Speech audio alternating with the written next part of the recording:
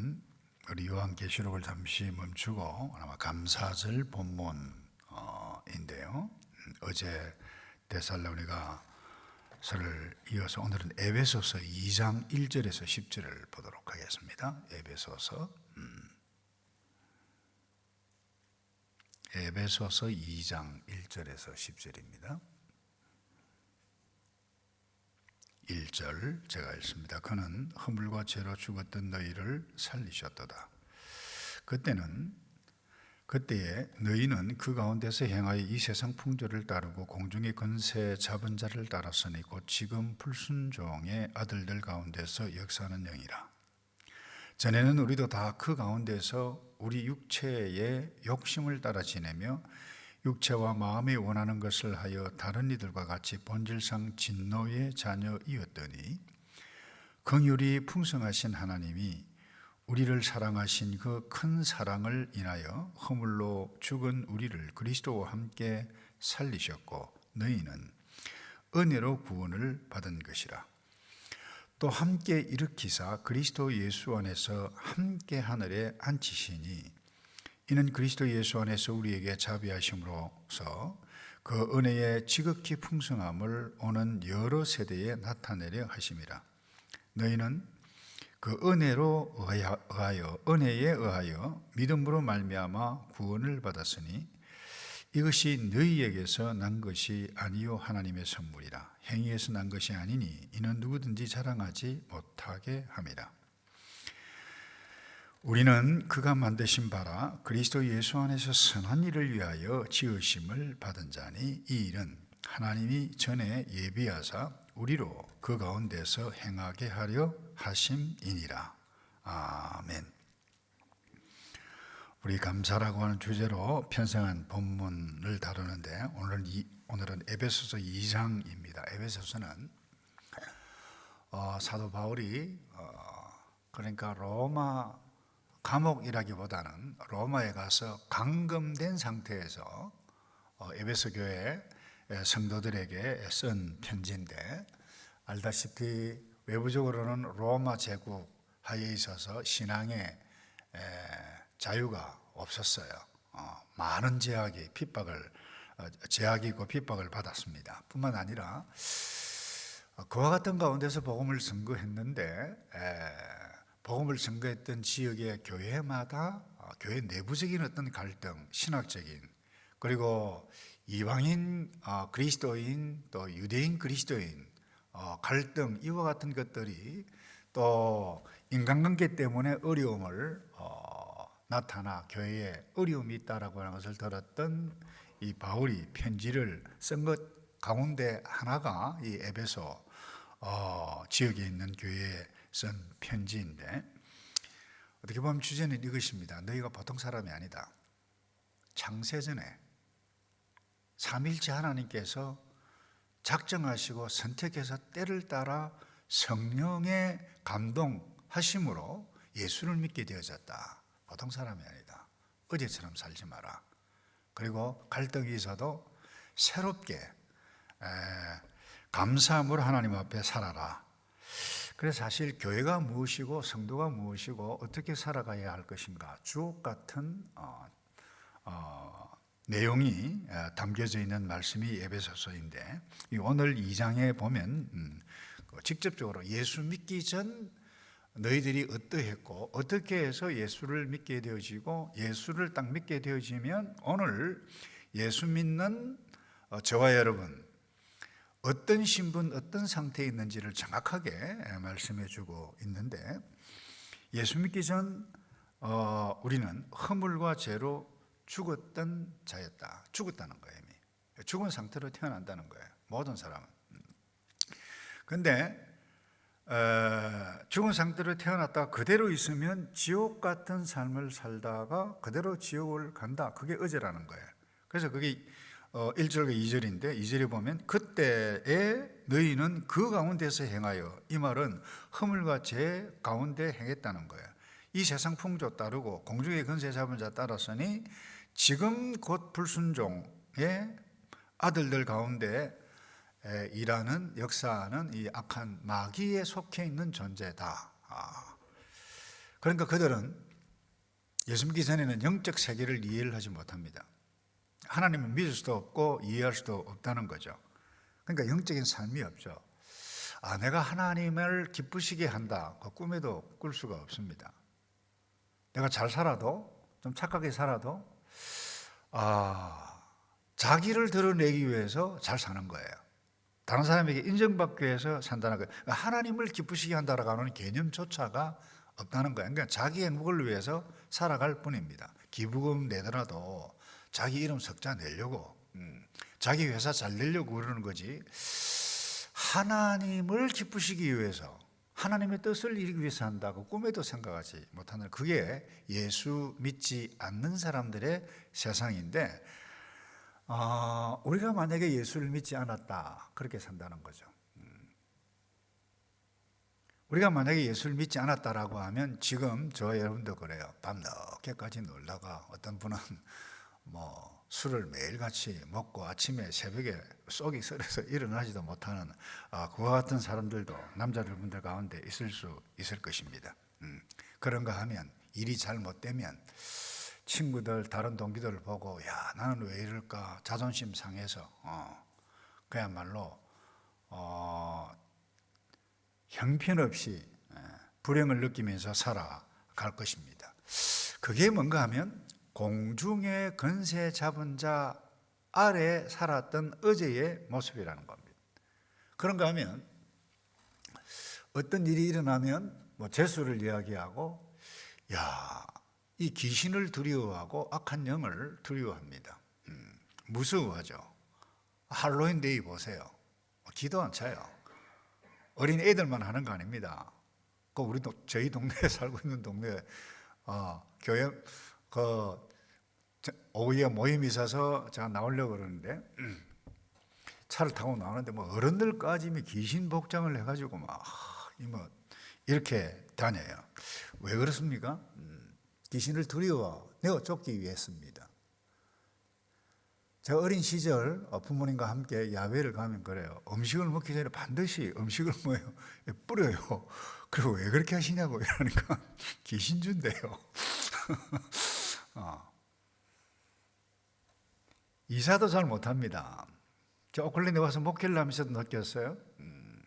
시어머니가 예수 믿지 않는 시어머니인데 이사를 하려면 날 잡아야 되는데, 그리고 또 하나 물건을 사서 시장에서 마켓에 가서 슈퍼마켓 가서 물건을 사주면 그냥 집에 못 들어온다는 거예요. 소금을 뿌려야. 그리고 집에 들어와서 음식을 해먹는, 오클랜드에 과거에 있었던 일이 제가 경험했던 일이에요. 그러니까 이렇게 영적인 세계, 하나님의 세계를 모르니까 악한 세계, 악한 영에 의해서 두려워하고 자기 마음대로 살고 그렇게 해요. 그러니까 다른 사람 배려도 없죠. 근데 문제는 그래요. 예수는 믿기는 믿는데 이 사실을 알지 못하면, 몸은 교회 안에 있는 에베소 교회 안에 있고 하늘의 교회에 있는데 그것처럼 똑같이 행한다는 거예요. 그러지 말라. 왜냐하면 우리는 그 어떤 일들이 일어나도 지금 죽어도 천국에 이미 와 있는 사람이기 때문에 무조건 감사해야 된다. 그 의미가 오늘 여기에 담겨져 있음을 꼭 기억했으면 좋겠어요. 어제는 하나님의 진노의 자녀였다. 그래서 내가 만약에 예수를 믿지 않았다라고 하면 어떻게 되어졌을까? 멀리 볼 필요, 우리 자신을 생각해 봐야 돼요. 그래서 3절에 보면 이런 말씀이 있죠. 전에는 우리도 다 그 가운데서 우리 육체의 욕심을 따라 지내며 육체의 마음에 원하는 것을 하여 다른 이들과 같이 본질상 진노의 자녀였다. 한마디로 진노의 자녀였는데 이제는 뭐예요? 진노의 자녀가 아니라 하나님의 자녀라는 거예요. 그래서 예수 믿지 않았다라고 하면 진노인데, 예수를 믿어서 하나님의 자녀가 되었다. 이것만큼 놀라운 일이 없다는 거예요. 그래서 예수 믿게 된 우리가 내게 어떤 일이 일어났는가? 놀란 말씀이 5절에 이런 말씀이 있죠. 5절을 보시죠. 허물로 죽은 우리를 그리스도와 함께 살리셨고 그랬어요. 그리고 너희는 은혜로 구원을 받은 것이라고 했고 6절에 우리 6절을 다 같이 한번 읽어볼까요? 6절 시작. 또 함께 일으키사 그리스도 예수 안에서 함께 하늘에 앉히시니. 자, 예수 믿게 되어지면 예수와 함께 하늘에 어떻게 표현되어 있어요? 앉히시니 되어 있어요. 존 켈빈도 정확하게 이 말씀은 그대로 우리가 예수를 믿으면 우리의 육체는 여기 있지만 우리의 영적인 신분과 우리의 상태는 하늘에 예수님과 함께 있는 올려진 상태라는 거예요. 와, 이것을 알면 황홀하지 않습니까, 여러분? 존 켈빈뿐만 아니라 모든 학자들이 우리의 상태, 우리의 신분이 어디 있느냐? 하늘에 앉아 있는 상태라는 거예요. 이걸 인식하는 자는 이 땅의 사람과 함께 땅의 사람과 똑같이 그렇게 살아갈 수가 없다는 거예요. 사도 바울이 에베소 교회 성도들에게 이것을 이야기하고 있는 겁니다. 싸우지 말아라. 이방인이나 유대인이나 헬라인이나 예수 안에 있느냐? 똑같이 같은 사람이다. 하늘에 속한 사람이다. 하늘에 앉아 있는 사람이다. 싸워서 될 것이 아니고 네가 크다 내가 크다. 너의 부리지 말아라. 이런 의미예요. 그래서 예수 믿지 않았을 때 타락한 아담의 영향으로 진노의 상태였지만 예수 믿을 때 새로운 아담. 그러니까 내가 이 땅에 딱 태어나면 아담의 영향을 받아가지고 이미 죽은 상태로 영적으로 죽은 상태로 태어난다는 거예요. 그러나 예수를 딱 믿으면 뭐예요? 두 번째 아담으로 오신 예수 그리스도의 영향으로 의를 입고 죽었다가 다시 함께 살아나고 살아났을 뿐만 아니라 우리의 신분과 상태는 하늘에 앉아있는 예수님과. 그래서 우리는 늘 이 땅에서 하늘에 속해 있다라고 하는 것을 인식해야지만 그럼에도 불구하고 우리가 타락한 성품이 육체를 지니고 있기 때문에 연약함이 있어요. 그래서 이 연약한 가운데 때로는 죄를 지을 수 있지만 우리 신앙의 선배들은 그래요. 제가 오면서도 찬송을 들었는데 우리는 늘 배반하나 주께서 나를 위해 비네. 그래서 우리는 영이 살아있는 존재로 살아가야만 합니다. 세상 사람들은 하나님을 기쁘시게 교회를 위해서 나 자신을 포기한다. 있을 수도 없는 것입니다. 아깝게 벌었던 돈을 11조, 10의 2조 감사한 건 어떻게 냅니까? 불가능한 이야기예요. 집을 어떻게 내놓아요? 하나님의 복음을 위해서 순교를 한다. 미친 사람이라 하는 거예요. 세상 사람들이 볼 때는. 그런데 어떻게 해서 이와 같은 일들이 예수 믿는 사람에게 교회에게 일어나느냐? 딱 하나예요. 그 4절에 이런 말씀이죠. 긍휼이 풍성하신 하나님이 우리를 사랑하신 그 큰 사랑을 인하여 그랬어요. 그래서 이렇게 된 것은 하나님의 긍휼과 은혜 때문이다. 하나님의 선택에 의해서 구원의 선물이 내게 주어졌다는 거. 이보다 더 감사한 것이 어디 있나요? 여러분 이것만 알면 한번 따라서 합시다. 무조건 감사. 무조건 감사. 무조건 감사해야 한다는 거예요. 그래서 그 어떤 일이 일어나더라도 감사해야만 한다는 거예요. 죽어도 감사할 수 있어요. 내 자녀가 죽어도 슬프지만 눈물 흘리지만 기뻐하며 감사할 수 있는 존재가 예수 믿는 배우자가 먼저 죽어도 지난 토요일 날 저보다 나이가 2살이 아래지만 이제 박사은 장로 저희 교회도 온 적이 뉴질랜드도 온 적이 있습니다만 진짜 참 귀한 의사로 미래 아프리카 재단을 세우고 또 동남아 다니면서 그야말로 복음을 선거했던 우리 안양센병원 우리 박상은 원장이 2시간 전에만 하더라도 그 베트남 다낭에서 이 복음을 전하고 특송한 동영상이 올라왔는데 2시간 후에 심장마비로 죽습니다. 그 발인 예배를 유튜브로 봤는데 울면서 감사하면서 그것도 노래하면서 이 장례식을 치른다. 그것 보고 참 예수 믿는 것이 이렇게 놀라운 복이다. 우리도 마찬가지잖아요. 장례식 치르면서 노래하고 소망 가운데 천국을, 이것만큼 놀라운 복이 없습니다. 죽어도 감사할 수 있는 존재. 그래서 마지막으로 예수를 믿는 사람은 무엇을 위해서 살아가야 하느냐? 거기 10절에 이런 말씀이 있죠. 우리는 그가 만드신 바라. 내가 부모에서 태어났지만 그가 만드셨다는 거예요. 이제는 예수 믿는 사람은 그리스도 예수 안에서 선한 일을 위하여 지으심을 받은 자니 이 일은 하나님이 전에 예비하사 우리로 그 가운데서 행하게 하려 하심이라 그랬어요.